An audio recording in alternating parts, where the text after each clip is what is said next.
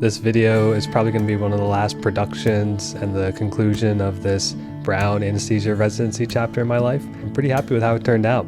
Super excited to share this with you. I haven't really done anything of this size or magnitude or involved so many people in one production. And I had kind of low expectations going into this whole thing and how it was going to turn out.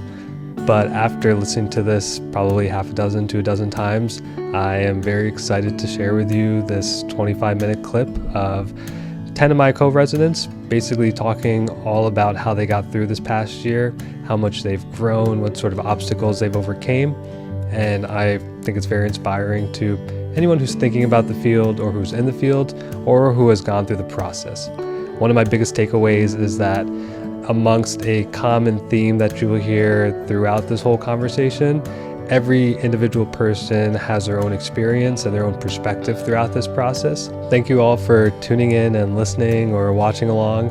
I hope you watch the whole thing because the whole video is filled with great answers to these questions.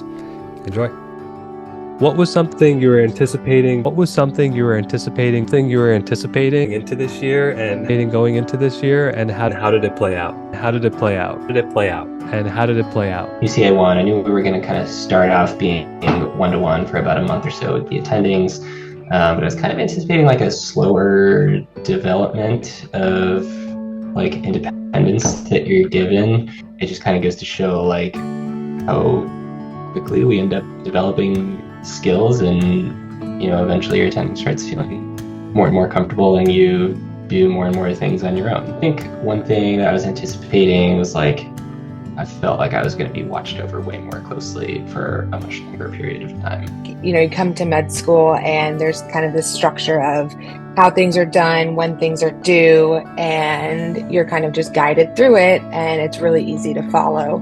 So I was kind of expecting that in residency. Come to find out that you really don't grow in that way, and that's really not how it was approached. You had a month or two where you were with older residents or attendings, but after that it was pretty much sink or swim. And so by the time that month was over and I found out where I could go to the bathroom and where the cafeteria was and just all the little things to survive, it was time to be on my own, and it was even more overwhelming and even more nerve-wracking.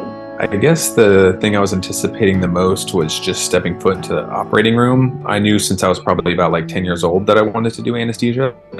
So even when I was going through medical school and like even my intern year, everything was just kind of waiting for that like fulfillment of stepping foot in the operating room. So it's glad to be finally like my main focus is in the operating room every day.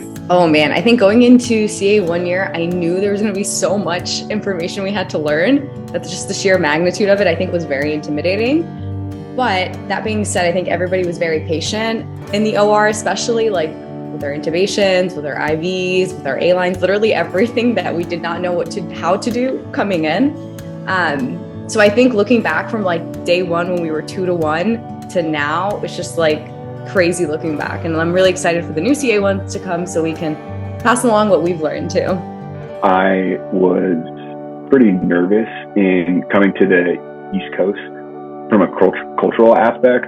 Having been raised in Montana and did medical school in my intern year on the West Coast and in Montana, I thought that it was going to be like formal and, surgeons were going to be like very demanding, and it was going to be like kind of this like high intensity experience. And I kind of had this like laid back, sometimes goofy like personality.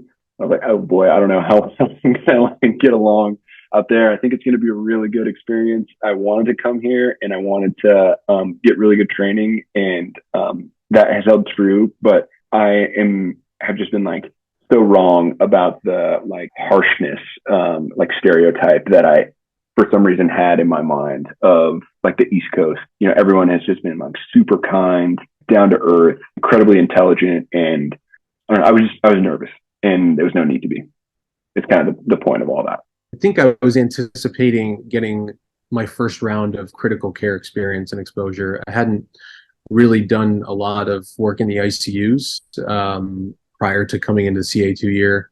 I think it went well. I had 2 months in the surgical ICU, which I feel like was hours wise challenging, but I felt like I grew a lot as a, you know, an anesthesiologist. Felt much more comfortable in my skill sets, and, you know, knowing when to call for help and knowing when to take ownership. Another thing I would say, I had no OB experience whatsoever. I had done a fair, you know, maybe 1 or 2 epidurals on the pain service my CA1 year. So going into this year, I knew I was going to get some OB exposure, and I've gotten my fair share. You know, I feel like the women and infants rotation has exposed me to a lot of that. So some of the parts of anesthesia that I feel like I just didn't have much exposure to as a CA1, I felt like I got. I was anticipating that my CA2 year would be challenging in a few ways. I knew that our OB rotation was coming up. It was a little bit different than what we were used to. I think by the end of CA1 year, you've kind of almost mastered intraoperative OR anesthesia, or at least feel comfortable doing it. And going into OB, it was a totally different setting, totally different hospital. And I had a lot of reservations about that. I think ultimately it ended up being just fine. All of the nurses and OBGYNs and surgeons were all very welcoming. Patients that we were taking care of were very thankful for us providing them the anesthesia. I think performing epidurals and doing spinals was really satisfying, and it was nice to see that we could really relieve pain and be sort of instrumental in a really monumental time in a patient's life. So something I was anticipating as a third-year resident was being more independent, leading cases on my own, developing a plan, executing the plan, and really taking on those big cases as a senior resident. As far as it played out, unfortunately, we had to take more call at another hospital where we were doing a little bit more bread and butter cases. So didn't get the chance to do as many independent cases as I was really hoping for. But I think what it taught me is that you have to be in this field, you have to adapt, and every day is different. What your plan is for the day isn't always going to be the plan. You have to sort of come in with an open mind to a day. You're going to get add-on cases, you're going to get emergency cases. You're never going to have that straightforward day. I had to learn to be adaptable and really just take whatever is thrown at you. So going into CA3 year, one thing that I thought kind of anticipated going into the year would be, you know, just kind of going through cases again, honing on my skills, sort of perfecting my anesthetic as much as I could before, you know, the end of residency. And I do think that that played out to an extent. I think that during the year, it was a good time to kind of repeat cases or see new types of cases that I hadn't been able to see in the first 2 years, and really start to get more comfortable with those things. One part of it that I kind of didn't really anticipate, but that I found myself doing a lot, was really pushing myself to be like more of an active learner during CA3 year, because there would be a lot of days where you might be in more simple cases, like things you've done a lot. It's a CA1 or a CA2, you know, maybe doing it in advanced airway for a case that, you know, could have just been a regular, you know, direct laryngoscopy, just to try to keep perfecting and working on things during the year that just to kind of become more independent and feel more confident. I think going into our final year of anesthesia residency, CA3, I was expecting to mostly be chilling out, honestly. There's not really any new rotations that I was anticipating having to do, so nothing really that new clinically. Certainly wasn't really planning on studying for our IT or anything. Advanced is another story, but I was hoping I'd basically be more or less prepared for that anyways from the studying I did earlier. So my plan was basically just to kind of coast through CA3 year as far as effort put into the anesthesia itself. And with that, I think I was kind of planning on all these sorts of side activities and things I wanted to get done with all this newfound free time I'd have in the OR, where I wasn't have to necessarily focus as hard on studying or be as terrified of, you know, the patient crumping on me and things like that. I think it's probably pretty common to anyone kind of getting to the senior year of residency, getting pretty cocky as well, as far as thinking, okay, I've got a pretty good feel of the lay of the land here. Not really anything's going to surprise me at this point. Obviously, completely incorrect, but I think you can't help but feel a little bit of that going into your senior year. And on a more personal level, me and my wife were starting to think more and more about, okay, what are we going to do about, we're going to start having a kid soon here. thinking more along those sort of like next life milestone kind of goals. Now residencies kind of closing out soon. Starts to let you kind of start thinking about other things, next chapters in life, and kind of getting the ball rolling on that sort of stuff. Describe a challenge that you overcame. Challenge that you overcame this past year. Describe a challenge that you overcame this year. This is a great question. You and I have talked about adversity and how adversity is a good thing. And I think when you have the privilege of intentionally getting into some adversity, it's really cool and a challenge. I remember at the beginning of the year when you're just getting like all this new anesthesia information and workflow kind of shoved at you, thinking, oh my gosh, how am I gonna swallow this? And it was challenging for me. I'm kind of, to a fault, a little bit of a perfectionist. And so my attendings are like, Tyler, your room doesn't need to be, you can still do a couple things when you get back to the room or something. And so I had a hard time like getting into the workflow, like learning what's important, what's not important has been a challenge for me, but I'm getting better at it to the point where I think I can like move along pretty well in like a high turnover room. One of the biggest challenges of being a resident in general is just being okay with not knowing the answer to everything and being able to feel comfortable calling for help. I think that especially in the operating room, you kind of get your feet wet pretty early. And so you have a boot camp, which I think helps, but I think then you're kind of thrown in, and even with guidance, still you learn a lot pretty quickly. So I think the biggest challenge for me was learning when to call for help, how to call for help, and using the tools in our toolbox to kind of get through those daily struggles. The biggest challenge, I think, is being okay with being uncomfortable. And with anesthesia, you're in a lot of different locations. You're meeting a lot of different new people. You're not kind of in this routine of, okay, I'm going to be on this team for this day. You're kind of thrown and expected to perform. And so I feel like the feeling of being uncomfortable, you get really used to really quickly. And I asked attendings, I remember like the first month being like, does this ever go away? Like, are you always this anxious? And one of the attendings was like, no, that feeling doesn't ever go away. You just become okay with that feeling and you get used to it and you kind of lean into it. And the quicker that you can lean into being uncomfortable and being okay with that, the easier that your day-to-day becomes. I feel like this whole year, moving from, away from family, away from culture, calling somebody ma'am or sir where I'm from is a sign of respect. And here you can get chewed out by an OR tech for doing that. Being uncomfortable and being okay with that, and still showing up each day and still having a positive attitude and saying, I'm okay with being uncomfortable. Nobody likes it, but I'm okay with it. And this is how I grow. Like you're working on IV skills and you know how to put in an IV. Maybe you don't get all of them, but you know how to do it. You know how to intubate. You know how to theoretically hand off to PACU. But like trying to do all those things right in the same day or even the same case is just like a bigger picture thing. Maybe that's what people would see as like a good anesthesia resident. It's like someone who's doing all those things like seamlessly. I guess I was just like worried that I would struggle at that. And, every day still sometimes it's a struggle, but you get better. I think a big challenge for me was I had finally gotten back to Florida after medical school. And so leaving Florida and switching specialties was like a really big thing. So I would say probably just like the long distance for my family and for my significant other was pretty tough this year. So it was more of a personal challenge than I would say an academic challenge. But we've adapted, and social media and FaceTime and all that stuff made the distance not quite as bad. So, but that was definitely a challenge, I would say, finding a support system here, which I did find in my co-residents. Specific challenge, I feel like, was learning to trust myself, trust my judgment.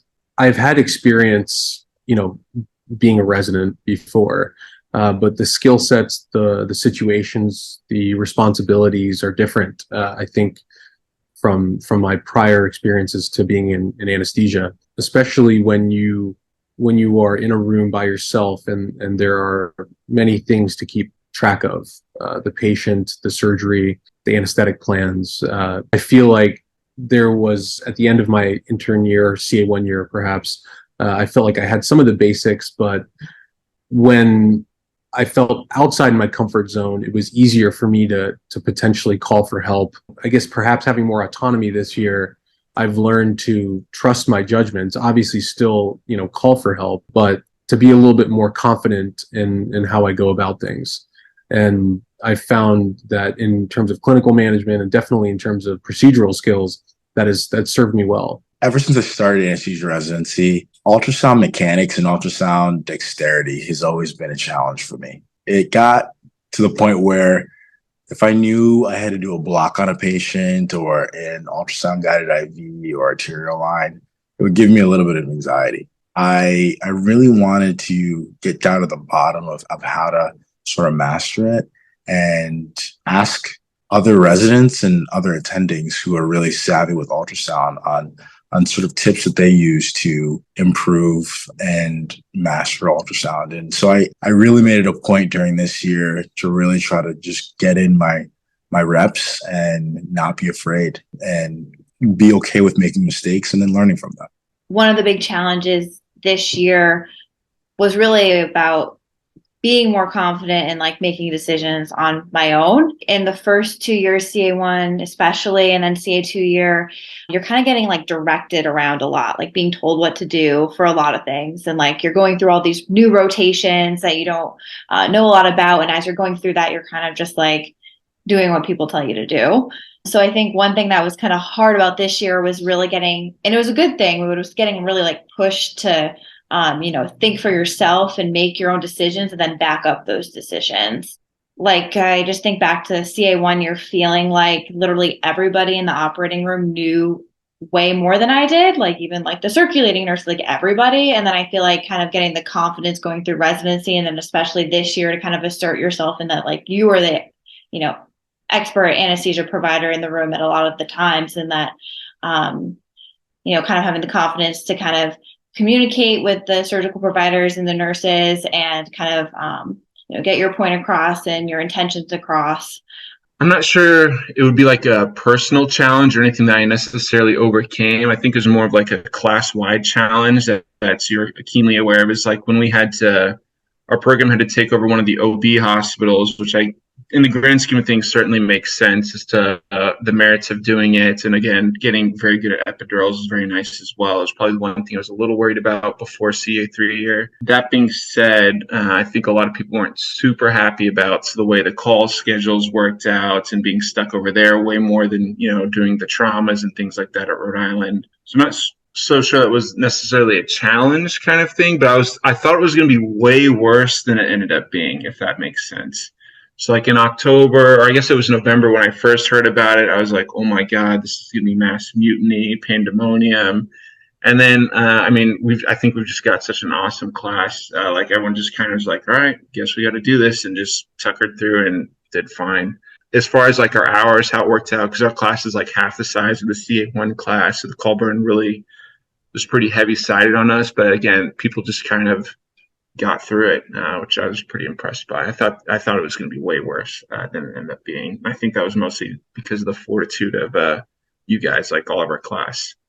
So in October of this year, my wife and I welcomed our first child. It's been the best thing in the world for us. Being a dad is pretty awesome.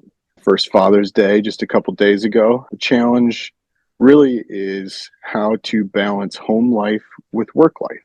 And being able to be at home for the challenges and busy days of home and a kid and everything else that goes on in life, but really being present at work. It has been a huge learning curve for me, just taking things day by day, really trying to figure out how to be involved at home even when you're at work, but giving all of your attention to your patients too.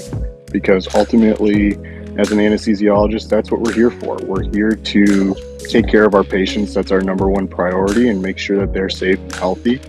But coming home and making sure that your family is safe and healthy as well. It's been my biggest challenge of residency, but it's been my most rewarding challenge as well. How are you looking to improve in this next year? How are you looking to improve this next year? Improve yourself next year, in this next year? I think this year was really about learning the basics of just like the skills and how to pre-op patients, how to manage like basic PACU emergencies, I guess I would say. So I think this next year, I'd like to learn more about managing complex patients and maybe more advanced airways. And I think that's kind of like my big goal for next year. I'm looking to improve by just experimenting, I guess, with doing different things. So many different ways to deliver anesthesia, different airway techniques, different procedures that we do. And I feel like you want to be comfortable with all of them so that when you're out in the real world, right, that you're comfortable doing all of that on your own with, your license on the line, I guess. Because you never know when a difficult situation is going to pop up, or a difficult patient or anything like that. So it's nice to have some more tools in your pocket. First year of anesthesia has been a lot of bread and butter cases, and it's provided a good foundation for me. And I feel like gaining confidence in what I do know and being able to speak up when surgeons, reps, whoever it may be questions it, whether it's a consult on the floor, when they're questioning things that I do know, being confident in saying, as an anesthesiologist, this is what I recommend, and I will be happy to call my attending. They're right behind me, but being confident in what I do know, and being okay with asking for help when I don't, is something that I'm really looking forward to actually improving on throughout the next couple of years. And the second part of that is staying curious. I think it can be really easy, like I said before, to be in, to stay comfortable. People don't like being uncomfortable. So being able to be curious enough to push myself and kind of figure out those ways that I can teach myself skills that I may not have thought about at first. And so I really want to challenge myself over the next couple of years, whether it's in subspecialties or general cases, to push myself both knowledge base wise, but also skills wise, and make myself uncomfortable and keep putting myself in uncomfortable positions. I think what I'm most excited for is dealing with more advanced patients and dealing with more advanced cases. So feeling more comfortable using pressors, using advanced airway equipment, and then just increasing skills with different rotations, including like pediatrics. I'm looking forward to dealing with a whole different subset of patients, and then even rotating through women and infants, getting to do epidurals and getting to do, crash C-sections. So the first year, I feel you kind of get your feet wet and get more comfortable dealing with general OR cases. And now it'll be looking forward to, being a little bit more uncomfortable again, but knowing you have the skills to kind of fall back on, that you have a good basis of like general techniques. Is maybe seeking out some adversity, because I think that really propels your growth. I think you're a great example of this, Kenny, is having level of understanding of some sort of topic or some sort of like discipline of anesthesia, to the point of that you can teach it to other people. And I would like to become a better teacher, because it takes a certain level of expertise to teach. Just comes from like the simplest example of learning in med school, see one, do one, teach one. That's like the highest rung of that little ladder. And so I'm excited to be a role model for maybe those around me, but for the CA1 class, and be able to have enough expertise in topics to teach. I think in the upcoming year, I really want to harp on sort of the basics of anesthesia.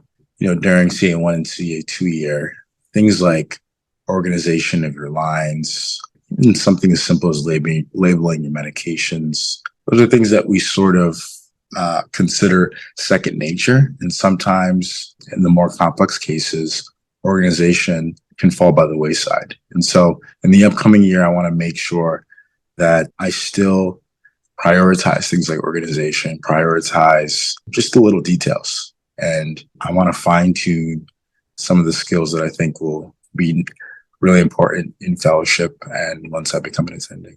The final year in my mind is about putting everything together, and maybe starting with an honest self-assessment of where the gaps are. Everyone has gaps in what they feel like makes them a complete clinician. And I certainly have have them myself. I think the first part is being honest with yourself and then figuring out how you're going to close those gaps. So on the clinical side, that's what I feel like that would be my goal there. Unlike the interests outside of the clinical world, I think definitely trying to build up some of the other interests that I have, specifically in medical entrepreneurship. I'd love to use this last year to continue to bring clinicians that are doing interesting work and expose our residents to that perspective and to those experiences. So that's something I'm pretty passionate about and want to really take ownership of. I guess the final thing would be, figuring out how the next, 3 to 5 years are going to look for me in terms of where I want to live, the kind of practice I want to, start at, and the kind of career I want to grow into. There's a lot, I think, that is, in store, at least what I would like to accomplish in the following year. But, bit by bit, I think I can make it happen. This coming year to being done with, residency, it's going to be, I think, a big transition to becoming an attending. I want to continue to improve pretty much all the aspects of my anesthesia practice. I know that when I start my job, I'm not going to just all of a sudden magically be this perfect anesthesiologist. And I think that I'll continue to learn probably every day next year as an attending. And I'm most looking forward to kind of working more on my skills when it comes to supervising and teaching. So I feel like I've been able to do a little bit of that during residency, working with medical students and then some of the new residents, when they first start. But it's a little bit fragmented. And so I feel like getting into that and kind of learning the best ways for me to teach will be something I definitely want to improve on, and have my trainees feel I'm teaching them, but also that I'm directing them, but also giving them a chance to learn and not feel like I'm just telling them what to do all the time. That's something I'm looking to improve the most, probably teaching and supervising, but also giving people kind of the space to do their own thing as well, but in a safe way. Probably dialing back the cockiness a bit. I'm sure I don't need to try. I'm sure it's going to come no matter what. So I'm scared shitless as an attending, and I don't have that safety net to fall back on. But I think dialing back the cockiness not only is good for safety for patients, although thankfully I haven't had any issues with that this year, but also just kind of, staying up to date with anesthesia. I haven't really been reading or doing anything related to anesthesia this year, as far as a couple odd case reports here and there.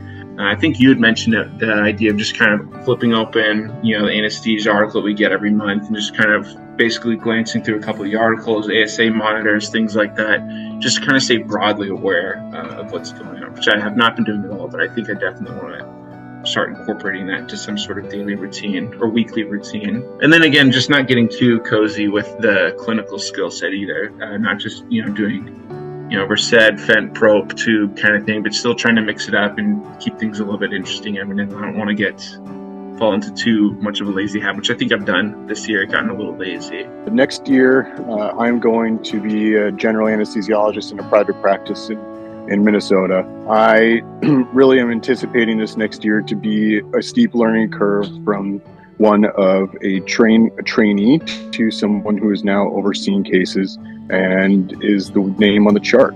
I am looking at this next year still as a learning environment. I never want to go into something thinking that I know everything and feeling ultra confident.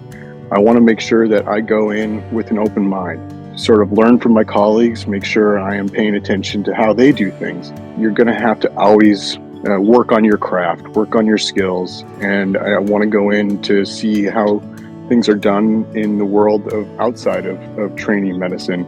But I never want to go in with the thought process of that I know everything. I want to go in with that mindset of I'm still here to learn, I'm still here to work on my skills and keep on developing as an anesthesiologist.